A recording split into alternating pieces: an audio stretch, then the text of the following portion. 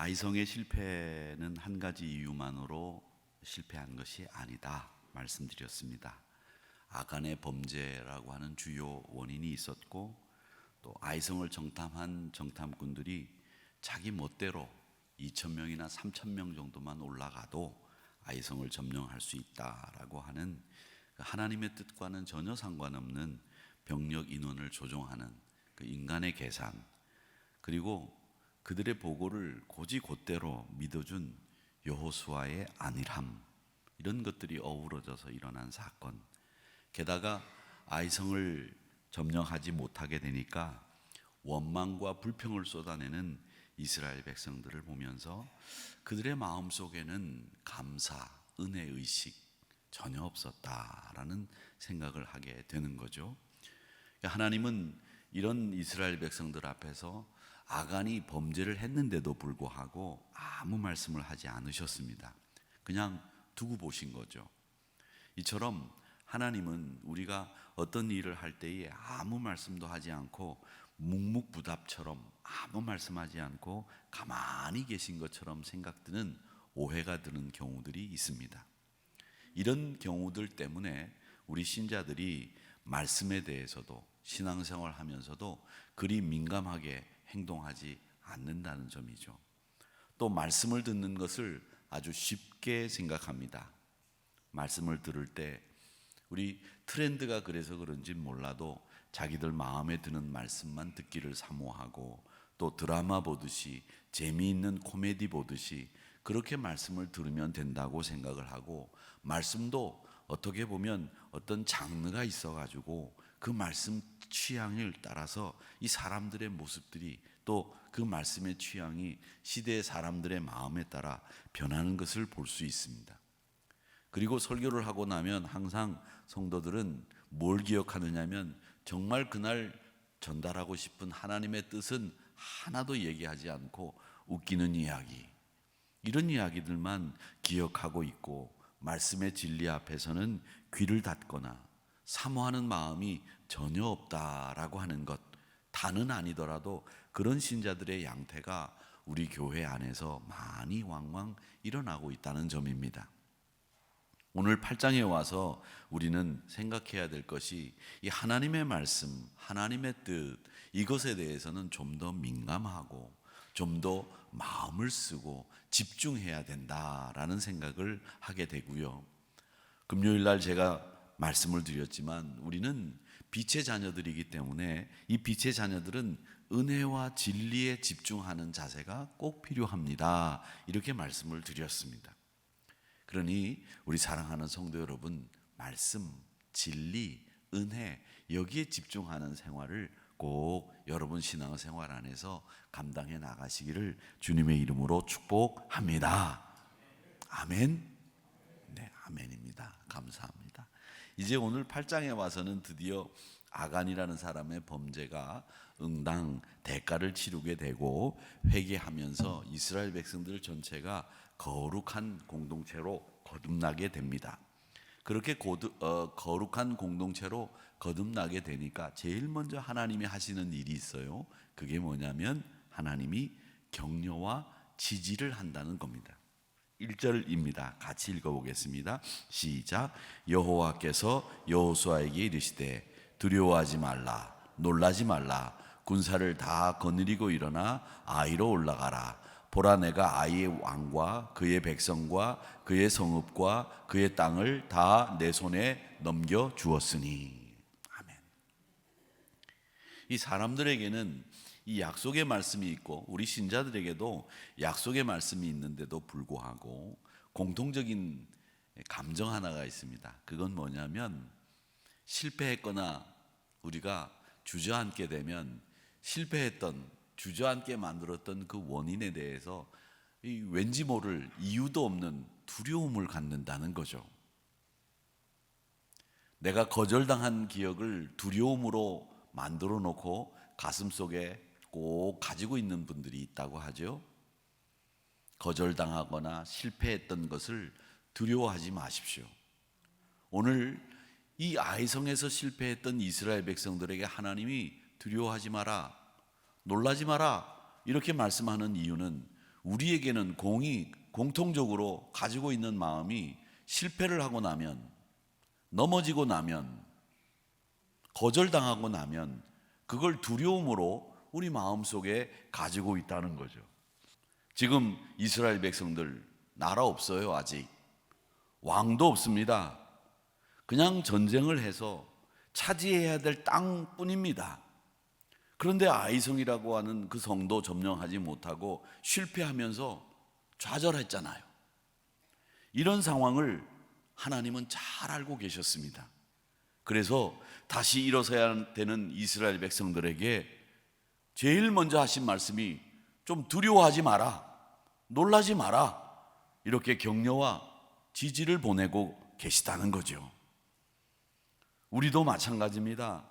이런 좌절 앞에서 상대편이 또 우리의 실패의 원인이 크게 생각되고 넘을 수 없는 산이라고 생각되는 문제들이 있을 수 있습니다.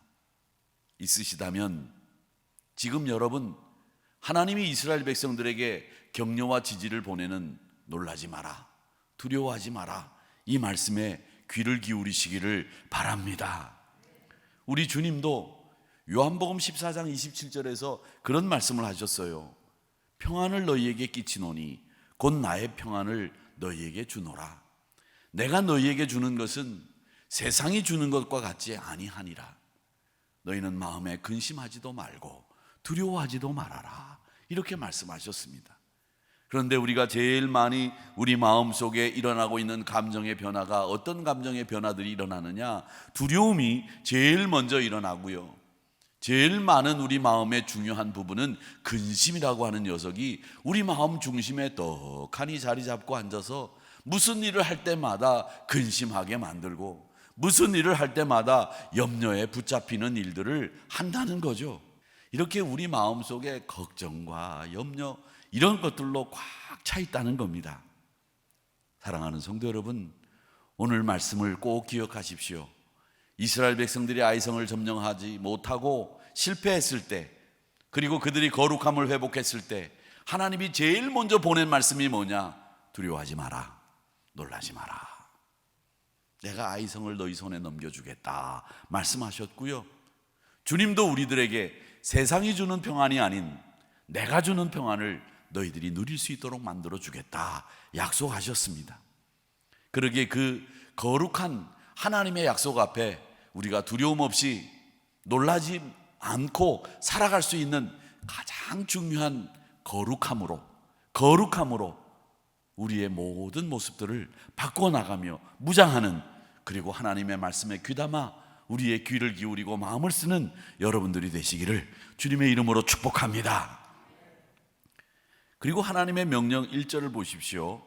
하나님이 뭐라고 말씀하셨는가 하면 두려워하지 마라, 놀라지 말라라고 하신 다음에는 군사를 다 거느리고 일어나 아이로 올라가라, 그렇게 말씀하셨어요.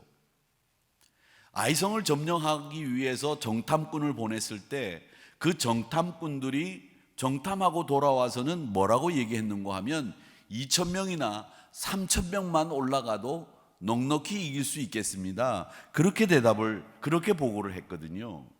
그 이야기를 여호수아는 그대로 받았고요. 근데 하나님은 지금 뭐라고 말씀하시는가 하면 군사를 다 거느리고 일어나 아이로 올라가라, 이렇게 말씀하셨습니다. 이 말이 무엇을 뜻하는가요? 병력이 적어서 실패했다는 얘기인가요? 아니죠. 병력이 적어서 실패한 것이 아니라 하나님이 원하시는 우리 신앙의 태도는 뭐냐 하면 전력투구예요.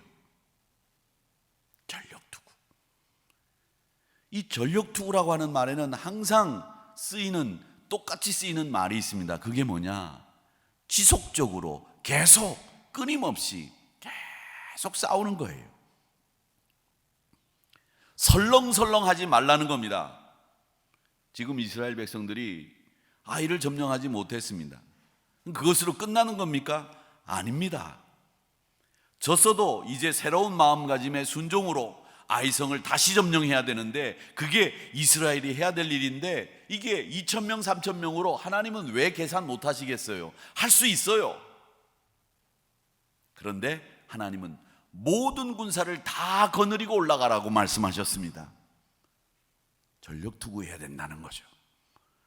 사랑하는 성도 여러분, 졌다고, 실패했다고, 넘어졌다고 그냥 그 자리에 계시지 말고, 그래, 이게 어쩌다가 한번 실패한 일이지, 내 실력으로 이 정도는 요만큼만 하면 될 거야, 판단하지 말라는 거죠.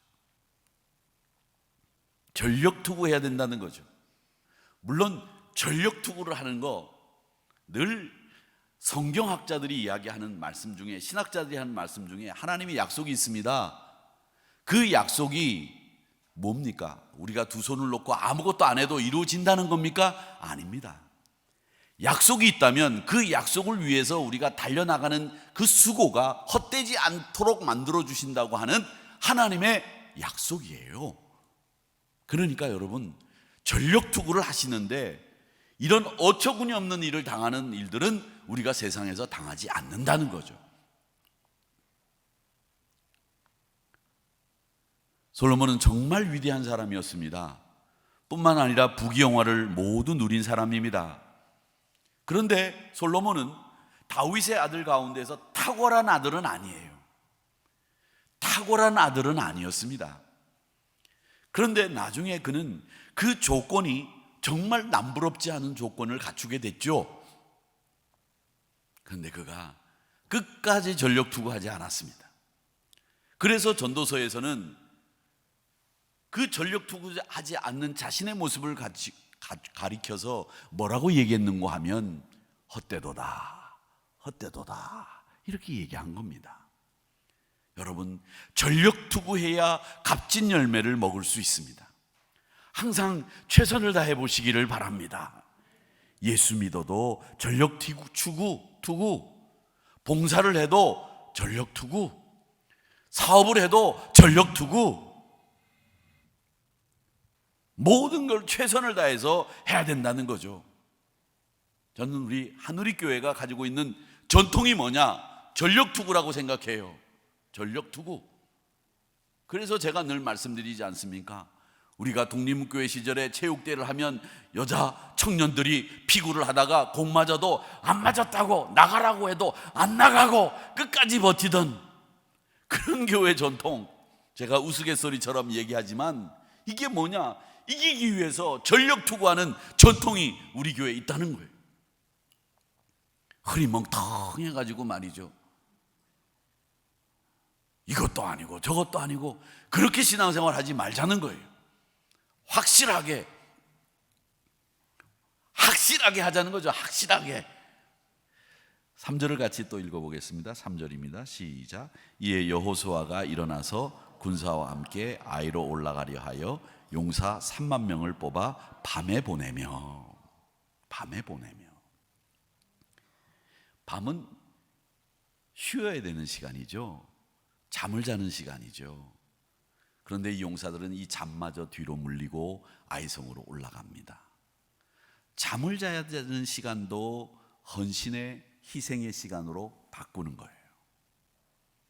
우리가 희생을 한다면 꼭 알아야 될 것이 있습니다.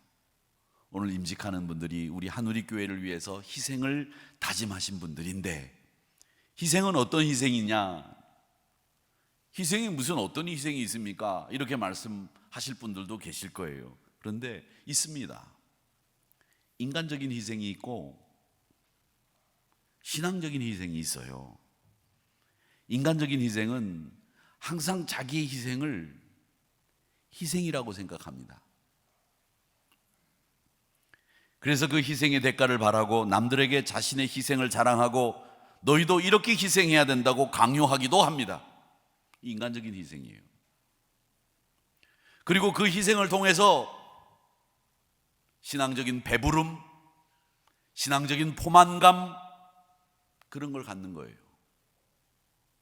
그래서 이 인간적인 희생은 남들에게도 똑같이 강요하고 그 희생에 대한 대가를 바라는, 그리고 그 희생을 통해서 자신이 지금까지 잘 신앙생활을 해왔다고 하는 이런 포만감을 느끼는 희생이 인간적인 희생인 거예요. 그런데 신앙적인 희생이라고 하는 건, 여러분, 제일 그 신앙적인 희생의 특징이 뭐냐? 희생을 희생이라고 생각하지 않습니다. 당연히 자기가 해야 될 일이라고 생각합니다.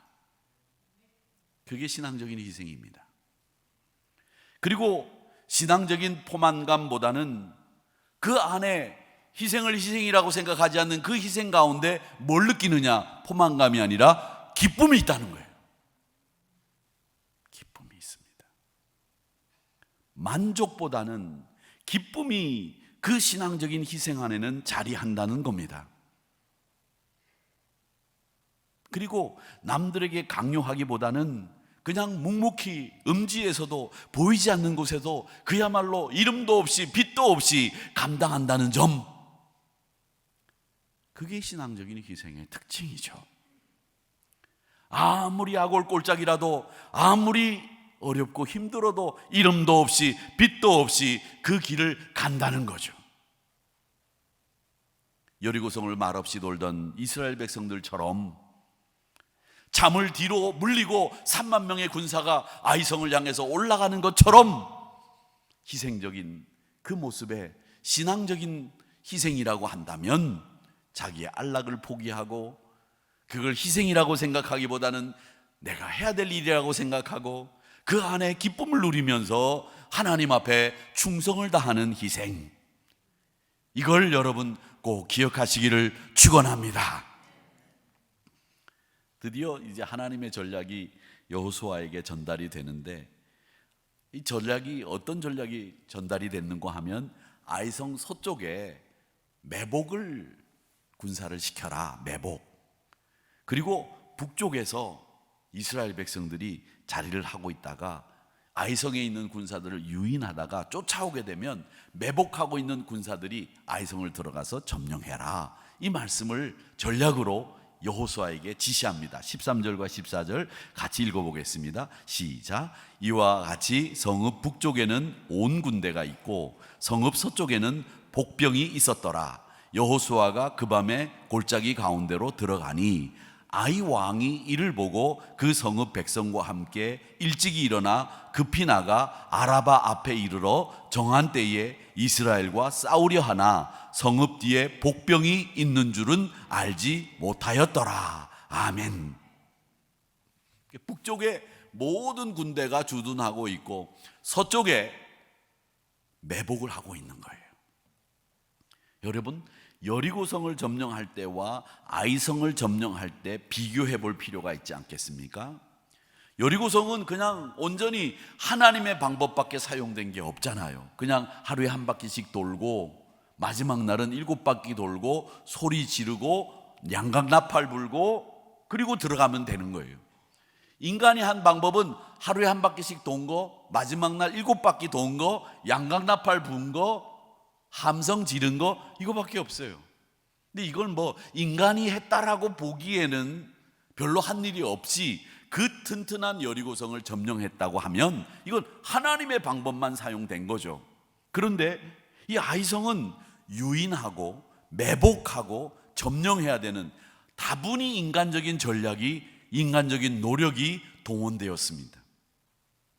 여러분, 분명하고도 확고한 여러분에게 가지고 있어야 될 신앙의 전략이 있습니다. 그게 뭐냐면 하나는 여리고 공격법이 있고 하나는 아이 공격법이 있습니다. 여리고 공격법이라고 하는 것은 하나님의 방법만으로 승리하는 겁니다.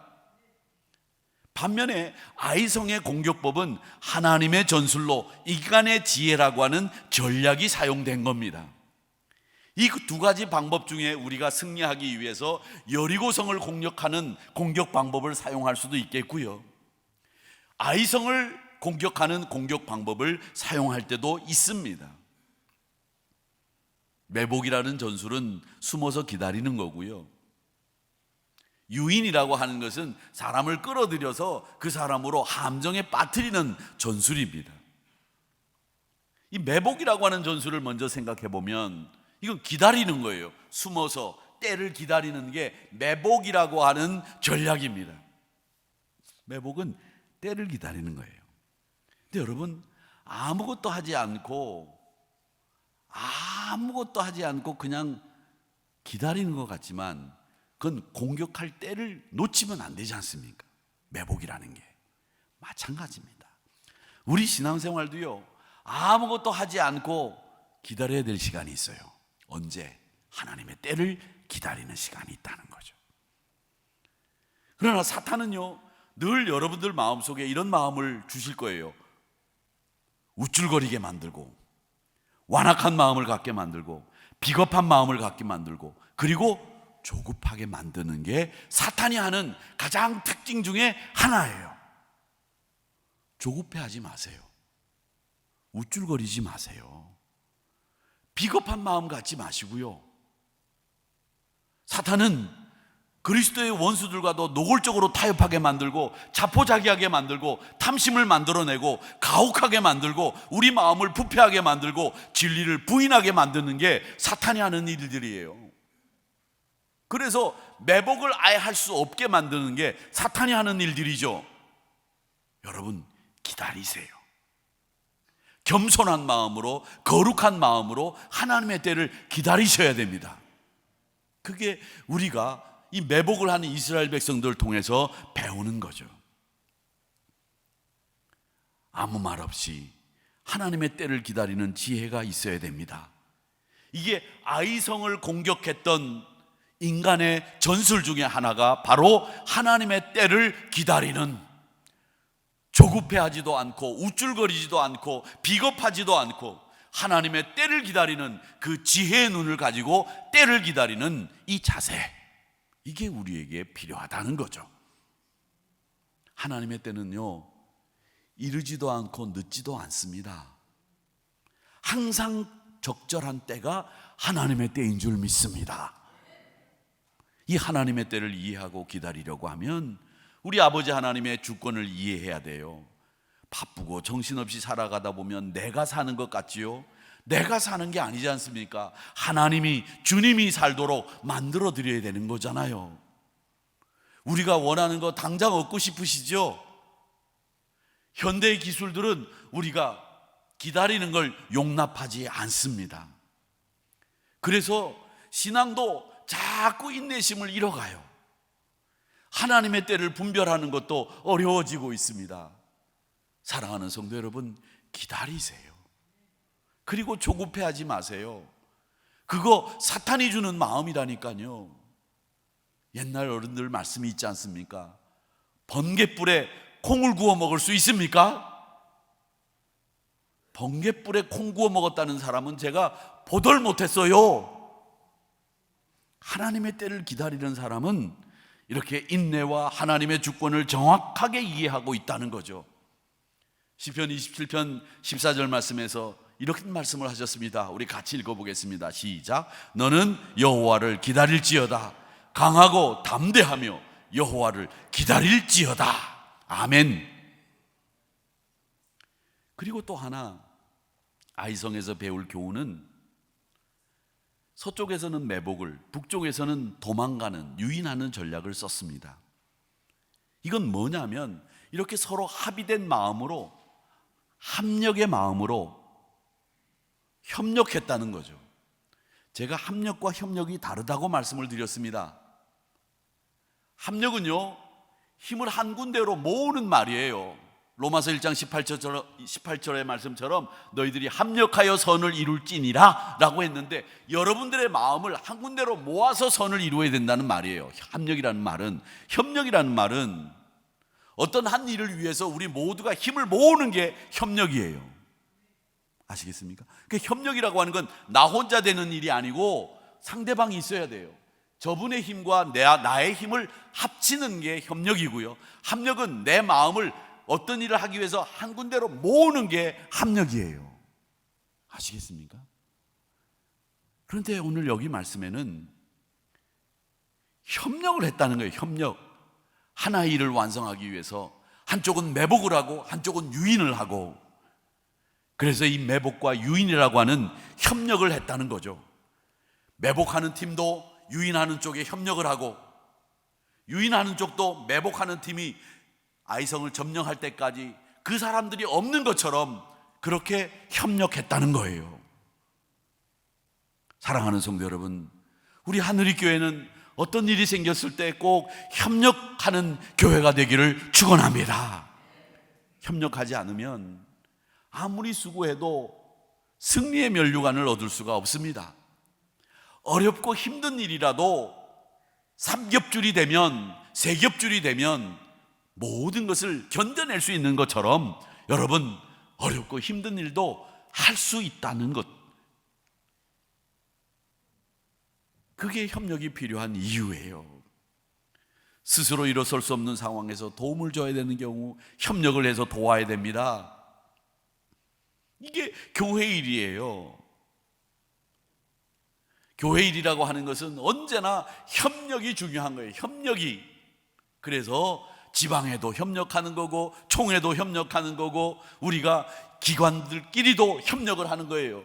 BCM 교회 학교에 여전도 회원들이, 남전도 회원들이, 권사님들이 협력하는 거죠. 그들에게 없는 물질을, 기도를, 부모님의 기도를 협력하는 거죠. 주를 위해 협력하는 일에 여러분 관심 기울이시기 바랍니다. 도움을 주는 사람이 도움도 받을 수 있어요. 도움을 주셔야 됩니다. 그분들이 도움 받아요. 교회는 바로 그런 공동체예요.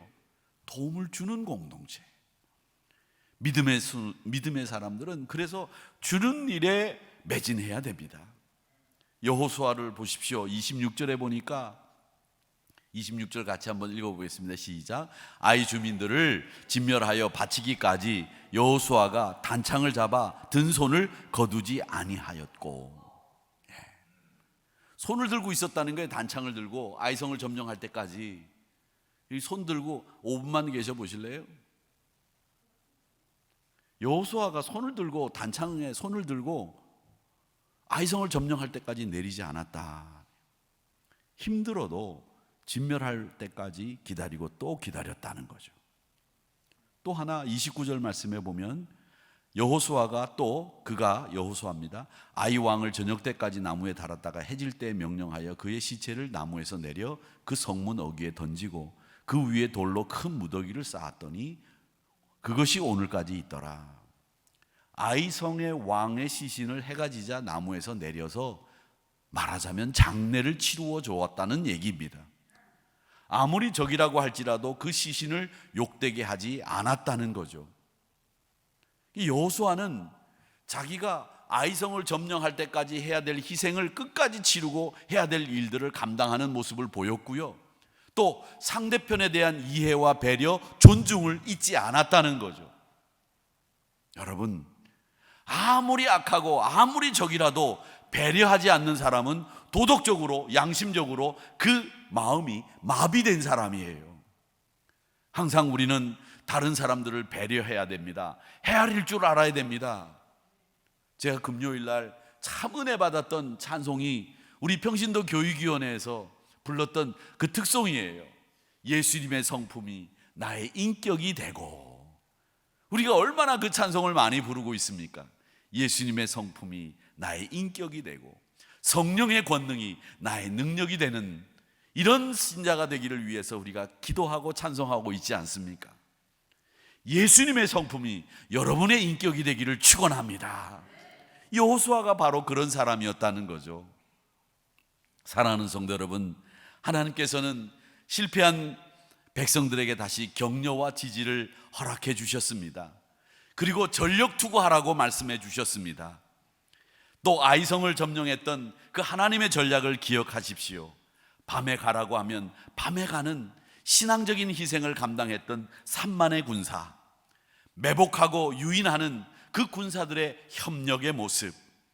여호수아는 아이성을 점령할 때까지 단창을 내리지 않고 손을 들고 있었던 그 아름다운 희생과 그의 사명의 투철함, 그리고 적이지만 끝까지 그 아이성의 왕을 존중해 주었던 여호수아의 태도, 이런 것들이 오늘 이 아이성을 점령하는 이스라엘 백성을 통해서 우리가 배우는 교훈들입니다. 부디 빌기는 여러분의 삶 속에서 만나는 문제들마다 이 아이성의 공격법을 잘 기억해 두셨다가, 여리고성의 점령 방법도 있겠지만 이 아이성의 점령 방법도 하나님이 우리에게 허락해 주실 때가 있을 텐데 이 방법을 잘 활용하셔서 하나님의 전략대로 승리를 경험하는 우리 한우리 성도님들이 다 되시기를 주님의 이름으로 축복합니다.